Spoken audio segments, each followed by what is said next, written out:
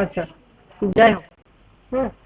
আচ্ছা, আমরা হচ্ছে শুরু করব। আমরা গতকাল বলতে গত ক্লাসে আমরা মোটামুটি এক্সেলের ইন্টারফেস প্লাস হচ্ছে বেসিক সম্পর্কে করছি, তাই না? কিভাবে লেখা যায়, কিভাবে একটা সেল সিলেক্ট করা যায়, সেল কি, সেল অ্যাড্রেস কি, তাই না? ফর্মুলা কি, ফাংশন কি, তাই না?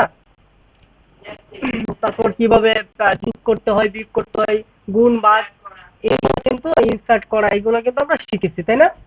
র্যাপ টেক্সট কিভাবে করে, অটো ফিট কিভাবে করে একটা সেলকে, এই নর্মাল কাজগুলো কিন্তু আমরা শিখেছি। এখন হচ্ছে আমরা আজকে একটা কাজ দেখবো, এই কাজের একটা স্পেসিফিকেশন দেওয়া আছে, একটু দেখেন আপনারা।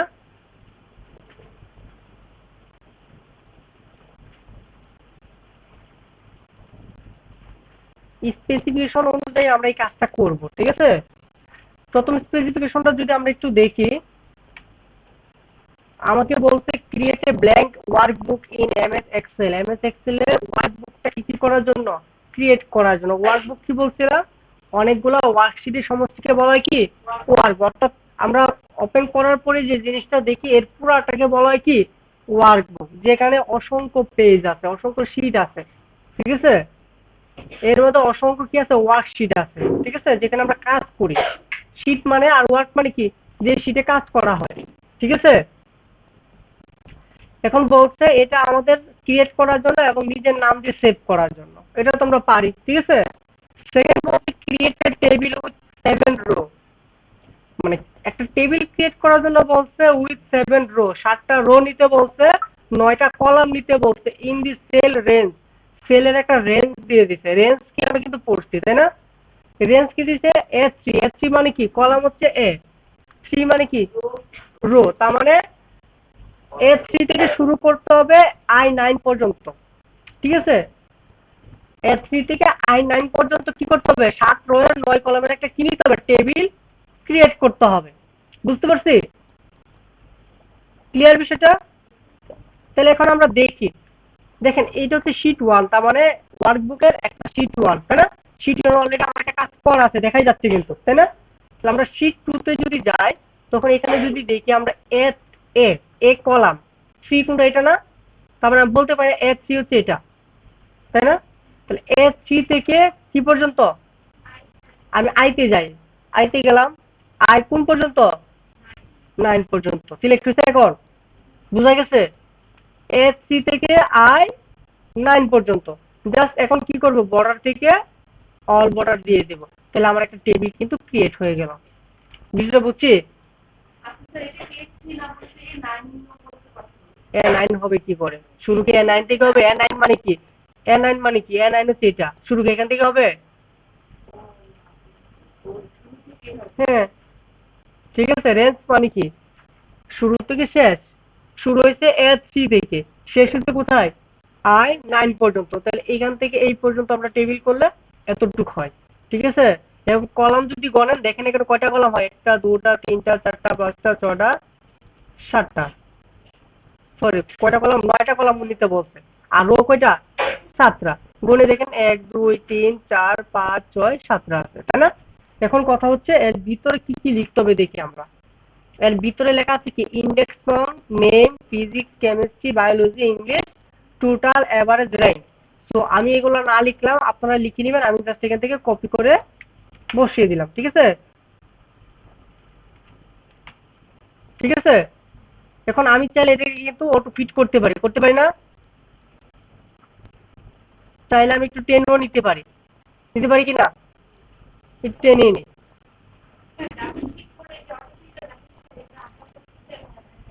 হবে না কেন? এই যে আমি বাংলাদেশ লিখি,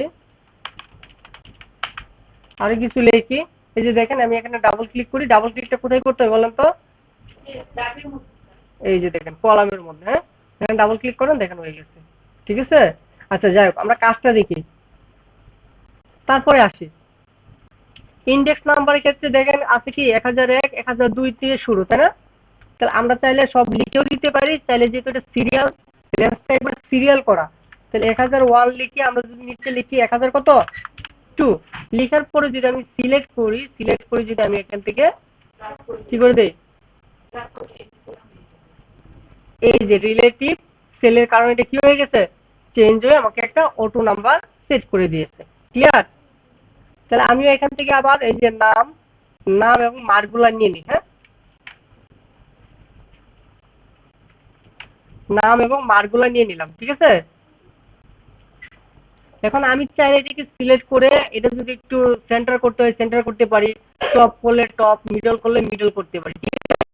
এখন আসি, এখন বিষয়টা দেখেন, এখানে কিন্তু দুটা কলাম, দুটা রো কিন্তু বাকি, দেখছেন?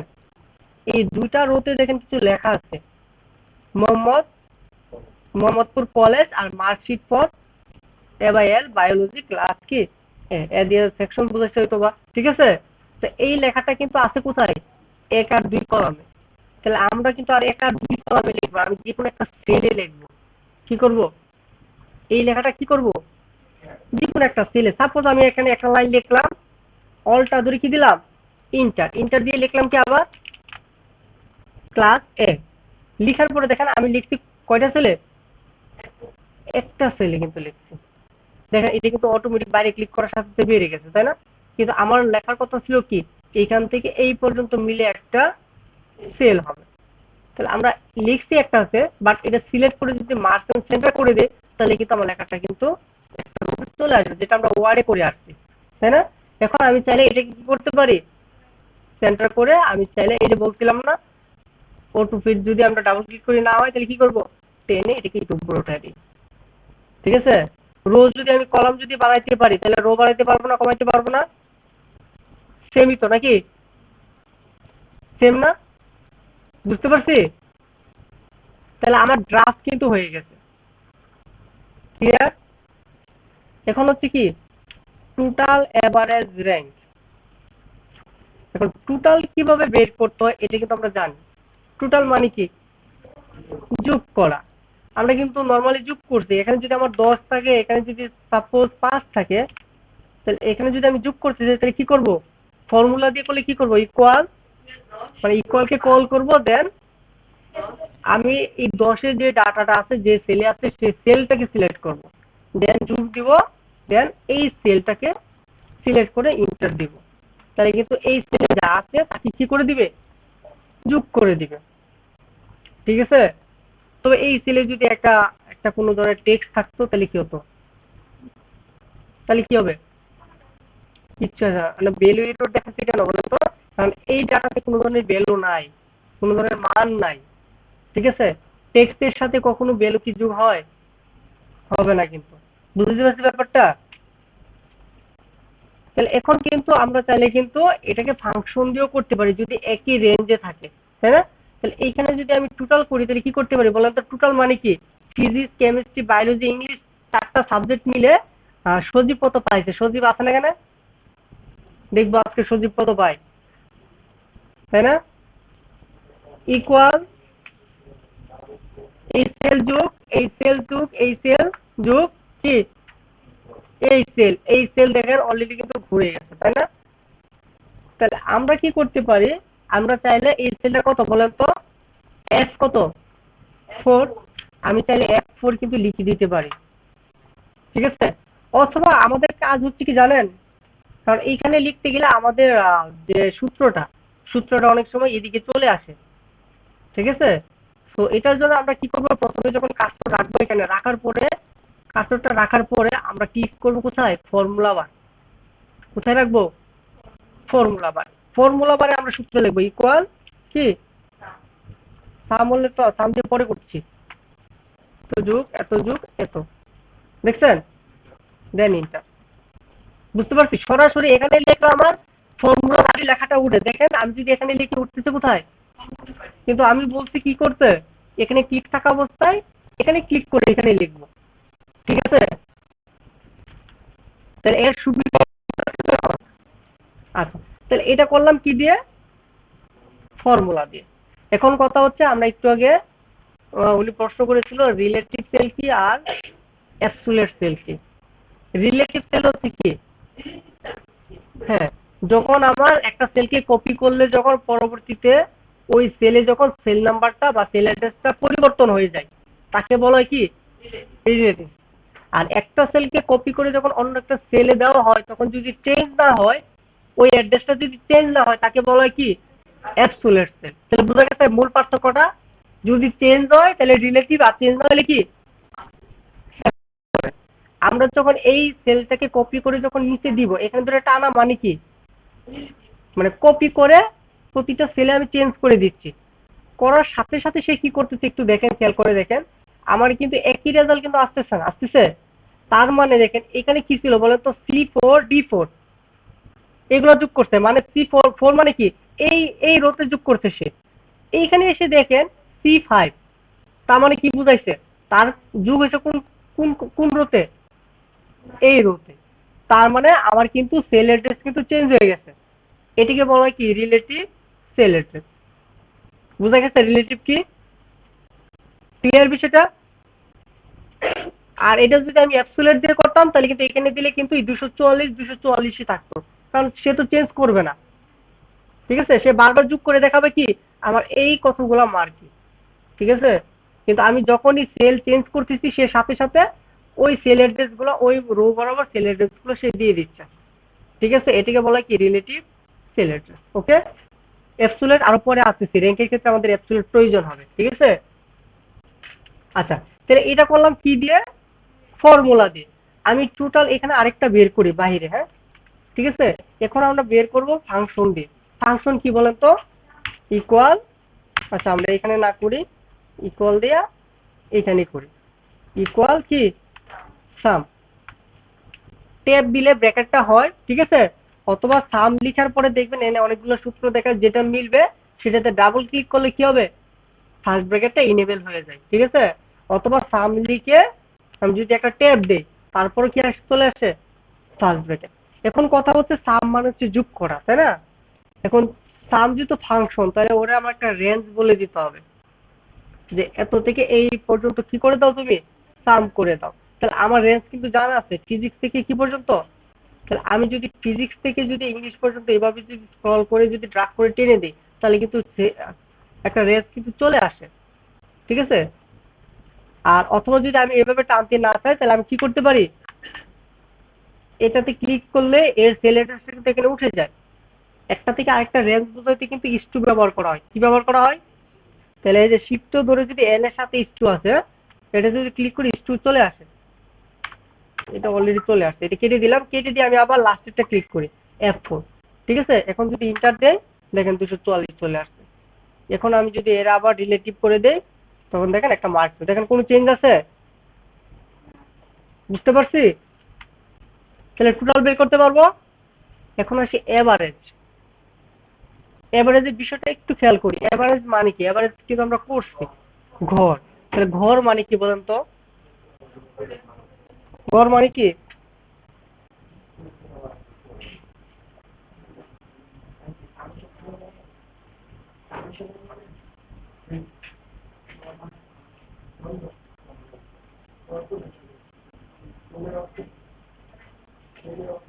ঘর মানে কি, আমার টোটাল যে মার্ক আছে বা টোটাল যে নাম্বার আছে, যে কয়টা যে কয়টা মার্ক দিয়ে ও টোটালটা হয়েছে তাকে কি করা, ভাগ করে দেওয়া।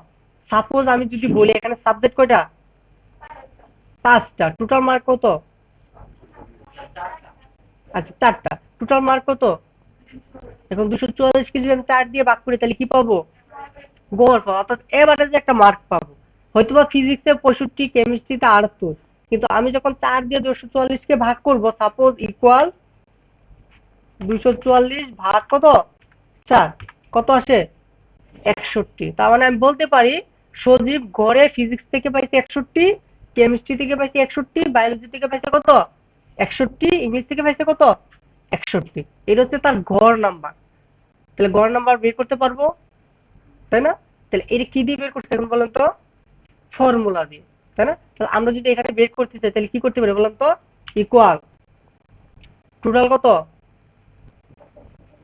এখন কি 244 লিখে দিব, নাকি 244 আমার বের করাই আছে, জাস্ট এখানে সিলেক্ট করলে এই সেলটা চলে আসে, বাক কত, 4, 4টা আমি হাতে লিখে দিব, দেন ইন্টার, 61 কিন্তু চলে আসছে। ঠিক আছে, তাহলে এটা হচ্ছে আমাদের কি, এভারেজ বের করা ফর্মুলা। এখন প্রতিটা জিনিসই আমরা ফর্মুলা এবং ফাংশন ব্যবহার করে করতে পারি। ঠিক আছে, তো আমাদের সাবজেক্ট যখন থাকবে প্রায় মনে করেন 12টা 13টা, তখন যদি আমি এইভাবে যোগ করি এবং সাবজেক্ট একটা করে গুনি, তাহলে কিন্তু সময় লাগবে, লাগবে না? তাহলে এই জন্য আমরা এখানে এভারেজ ফাংশন ইউজ করব। সাপোজ এখানে আমরা কি ইউজ করবো এখন, এভারেজ ফাংশন। ফাংশন ব্যবহার করার জন্য যেহেতু এটা এভারেজ, ইকুয়াল দিলাম, এভারেজের জন্য আমরা এভারেজ ফাংশন ইউজ করবো। কি ফাংশন? এভারেজ।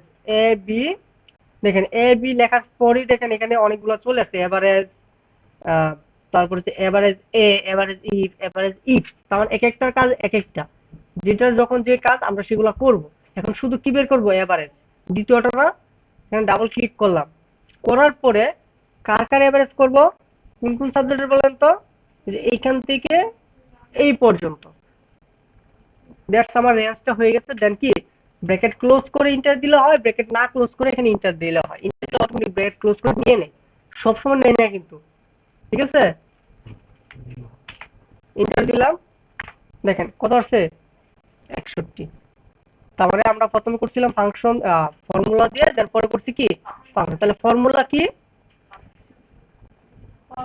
ফর্মুলা হচ্ছে এমন একটা এক্সপ্রেশন। এক্সপ্রেশন মানে কি? গাণিতিক একটা কাজ, যা যোগ বিয়োগ গুণ ভাগ ব্যবহার করে তৈরি করা হয়। ফর্মুলা কি? এমন একটা এক্সপ্রেশন যা যোগ বিয়োগ গুণ ভাগ দিয়ে তৈরি করা হয়, তাকে বলা হয় কি? ফর্মুলা। ফাংশন কি? আগে থেকে তৈরি করা, একে বলা কি? ফাংশন। তাহলে আমি বলতে পারি সব ফর্মুলা কি? ফাংশন, বাট সব ফাংশন ফর্মুলা না।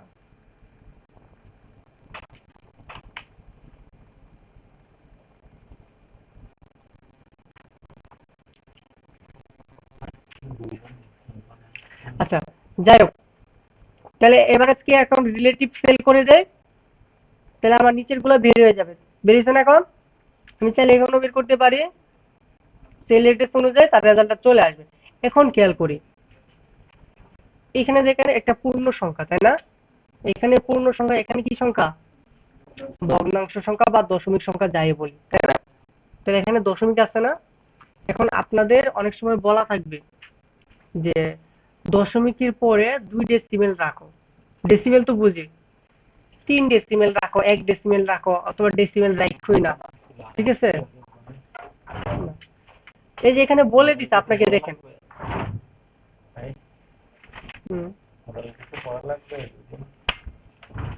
না, এই যে দেখেন এভারেজ বের করতে বলছে উইথ কি 2 ডেসিমেল প্লেস। কয় ডেসিমেল রাখতে বলছে? 2 ডেসিমেল। তাহলে দেখেন কোনটাতে 1 ডেসিমেল আছে, কোনটা 2 ডেসিমেল আছে, আবার কোনটা ডেসিমেল নাই। তাহলে দেখতে খারাপ দেখা যাচ্ছে। দশমিকের পরে কয়টা সংখ্যা হবে? ঠিক আছে? এখন আপনার এখানে দেখা যাচ্ছে কোনটা পূর্ণ সংখ্যা, কোনটা হচ্ছে দশমিক ভগ্নাংশ, এবং কোনটা দেখা যাচ্ছে কি দশমিকের পরে কি একটা ডিজিট, তাই না? তাহলে আমরা কয়টা ডিজিট রাখতে চাই? দুটো। অনেক সময় দেখবেন টাকার পরে ডট দিয়ে 00 রাখে, ডট দিয়ে 000 রাখে, 00 রাখে, তাহলে দেখতে বোঝা যায় কি টাকার অঙ্কটা সুন্দর দেখা যায়, তাই না? তাহলে আমি কি করব, এখানে জাস্ট সিলেক্ট করব। কি করব? সিলেক্ট করব। সিলেক্ট করে রাইট বাটন ক্লিক করব। কারণ আমার তো এটাতে কি করা, এটাকে আমাকে এখন কি করতে হবে? একটা ফরম্যাট করতে হবে। ফরম্যাট করে 2 ডেসিমেলে নিতে হবে, তাই না? তাহলে ফরম্যাট করার জন্য আমরা সিলেক্ট করব, রাইট বাটন ক্লিক করব। রাইট বাটন ক্লিক করলে এখানে ফরম্যাট সেল আছে। আমি চাই কি যে সেলগুলো সিলেক্ট করছি সেলগুলোকে ফরম্যাট করতে। কি ফরম্যাট করব সেটা পরের কথা। কি করব? Format sell. এবং কি ফরম্যাট করতে চাই? নাম্বার করতে চাই। কি করতে চাই? নাম্বার না, এগুলো নাম্বার না, নাম্বার করতে চাই। নাম্বারে কি করতে চাই বলেন তো? ডেসিমেল প্লেস কয়টা হবে? 2টা অলরেডি সিলেক্ট করাই আছে। 1 3 দিলে 3, এই যে দেখেন উপরে স্যাম্পল দেখাচ্ছে। এখন 2 সিলেক্ট করে জাস্ট কি করব? ওকেতে ক্লিক করার সাথে সাথে দেখবেন কি যেগুলো পূর্ণ ছিল সেগুলোর পরও কি 2 ডেসিমেল চলে আসছে, এবং সবগুলো দেখতে একই রকম লাগছে। বুঝতে পারছি? এটাকে বলা হয় কি? হ্যাঁ, দশমিকের পরে ডেসিমেল করা। ঠিক আছে? কয়টা করবেন সেটা আপনার উপর ডিপেন্ড করে। সেটা কোথা থেকে করব? রাইট ক্লিক করে ফরম্যাট সেল থেকে। পারবো? ফরম্যাট সেলে আরো কাজ আছে, আমরা কাজ করব যখন ফরম্যাট সেলে আরো কাজ চলে আসবে। ঠিক আছে? তাহলে টোটাল বোঝা গেছে? এভারেজ বোঝা গেছে। এখন আসি র্যাঙ্ক। এখন হয়তো সহজ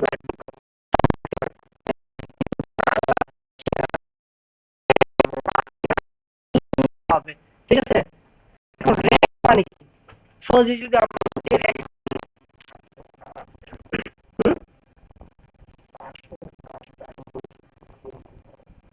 র্যাঙ্ক মানে হচ্ছে অবস্থান, আপনার অবস্থানটা কততম বা আপনি কোন অবস্থানে আছেন, ঠিক আছে। আমি সিম্পলি আপনাদেরকে একটা এক্সাম্পল দিয়ে কাজটা করবো, ঠিক আছে। কিন্তু দুবার ট্রাই করবেন তাহলে কাজে কমে যাবে, না বুঝেন, ঠিক আছে।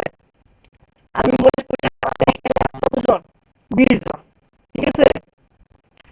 20 জনের মধ্যে আমি মনে করবো মানে একজনের থেকে আরেকজন পড়াশোনায় কেমন, ঠিক আছে। সাপোজ 20 জনের মধ্যে আমি সহ, ঠিক আছে। এখন আমি যদি বলি আমার খারাপ পড়াশোনায়, সেগুলি একটা ভালো কি ভালো না, ঠিক আছে। এখন তো বুঝবো কি করে? এখন আমি যদি রিভিউ করে ভালো, কার থেকে ভালো এটা তুলনা করতে হবে না?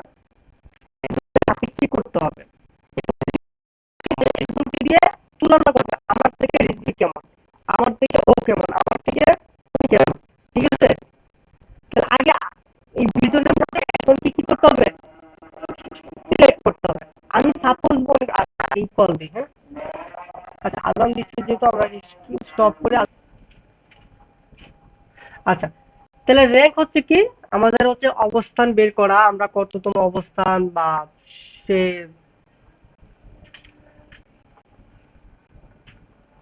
তার পজিশন কত, তার র‍্যাঙ্কিং কত, ঠিক আছে। এই জিনিসগুলো হচ্ছে আমরা র‍্যাঙ্ক দিয়ে বের করতে পারি, তাই না?